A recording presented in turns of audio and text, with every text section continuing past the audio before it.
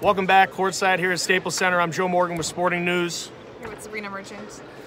Another Clippers victory. Here at Staples Center, it was a bit of a, I don't know, is a dull game the right way to say it? I don't know. I think that is the appropriate way to refer to this game. I think we were somewhat excited because Carmelo was in town, and there's been a lot of fervor, if you will, around Carmelo Anthony. Obviously won Western Player Conference of the Week last week, but it ended up being a bit of a dud on their side. But for the Clippers, not a dud. They end up pulling out the 117-97 victory. Honestly, I think as we have now started to see across the board this season, Montrezl Harrell has been the story really since day one. I know we continually talk about Kawhi and Paul George, rightfully so, but I do think that we are now past the point of underestimating Trez. Absolutely, and I think so much of Trez's conversation is tied to how Lou Williams is doing.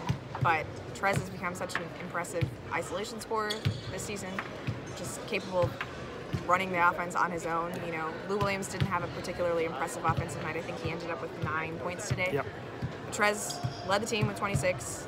I think he only missed 2 shots from the field. Free throws were a different story. You know, that's big man conundrum. We can't really address that. Right. But it's such a luxury to have a guy come off your bench and just pencil him in for 20 points every game. You know, like I think Trez set a franchise mark the last game with 20 and 15 off the bench. First Clipper to do that. He just keeps it going, right? Like I mean, I know that Skal Labissiere is the wrong guy to try to use to stop Trez because he's so thin.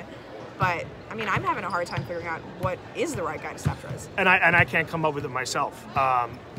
This might be a bit of a lazy comparison. You might not like this, but I do think. See, I've always seen a little Draymond in Trez, and there's certain things about Trez that is not going to be anywhere near Draymond. Defensively, he's not going to be what Draymond is. He doesn't have the passing, but he's got that energy off the bench, and he's got that underdog mentality where nobody really thought he was going to be as good as he is. And I think we are now certainly at the point where he's in the All-Star consideration, and to have that conversation, to me, is pretty wild to have Paul George, Lou, and Kawhi on the same team.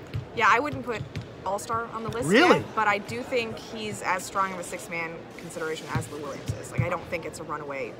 I think with the stats that we have seen in the first couple of weeks here, I don't see any reason why he wouldn't absolutely be. No, I'm not saying he's locked in. Yeah, that's a good point. Yeah. That's a good point. Maybe I'm getting excited. I love Trez. Yeah. Another guy who played really well tonight, Patrick Patterson, your boy, I might add. I know how much you like Patrick Patterson. You talk about him a lot. I mean, I talk about everybody on the Clippers. No, you like Patrick Patterson. No. You don't like Patrick Patterson? I like Patrick Patterson. I mean, I thought it was very strange that he started the season off in the starting lineup. I think everyone was a bit confused by that, but I have to think that those minutes were quite helpful for him in just acclimating himself to this offense and adjusting to this team, because every time the Clippers need him to come off the bench, he is ready to go, even if he hasn't played the last few games. Like, they brought him in on Sunday because Michael Green left early in the second quarter, so Patrick Patterson had to get his minutes in the second half, and he just fits right in. He's an excellent floor spacer. He brings a lot of energy. He's better at boxing out than I thought he was. It's something I didn't quite pick up on when he was in Oklahoma City in his previous stops. But he's just really solid all over the place. Like, I kind of like that the Clippers use him as the adult in the room when they play their 4 rookies or, you know, two-way guys at the end of the game, because they just know that he's going to sort of be a connector, you know, fill in the missing gaps. You know, sorry to interrupt, but you know where I kind of actually see him a little bit is what I love on teams that are semi-new, if you will, right? To adding Kawhi and adding PG, to have a guy who's been a veteran and in this league for a really long time, I think is really important for a team that hasn't done it yet. I actually look at something like, obviously the position's not the same, but like a Sam Cassell with Boston back in 2008, that's PJ Brown. You have a guy who can come off the bench and give you adult veteran minutes that you don't necessarily have, and I think that's what Patrick Patterson provides. Yeah, it was so interesting. There was this stretch in the second quarter where the Clippers had kind of been going through a lull. You know, Lou hadn't been in his usual scoring binge, and I think the Blazers were within 2 where they had tied the game, and they just gave the ball to Patrick Patterson in the post-up, which is such a weird possession for the Clippers to have, and he scored, and it just sort of settled the team down. You know, it's just those kinds of little things that he does that, you know, may not get noticed on a box score, but Doc Rivers clearly notices. Doc definitely notices. Yeah. Clippers go on a 6-game road trip here coming up. I don't think they're back for 2 weeks now, back to Staples. Bucks, Toronto's on this road trip. What do you expect out of the Clippers as they're gone for the next couple of weeks? Just really on their first big road trip of the year.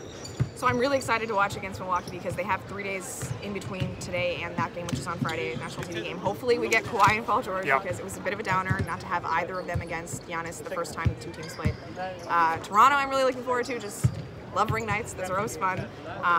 I thought Kawhi hasn't quite been himself when he's gone back to San Antonio, so it's interesting to see how that looks when he goes back against Toronto. Certainly seemed like he had extra gear when he played them here in Los Angeles, but I'd like to see how that translates. And I certainly think the reception is going to be very warm. Yeah, absolutely. In Toronto. That's the banner. They love them there.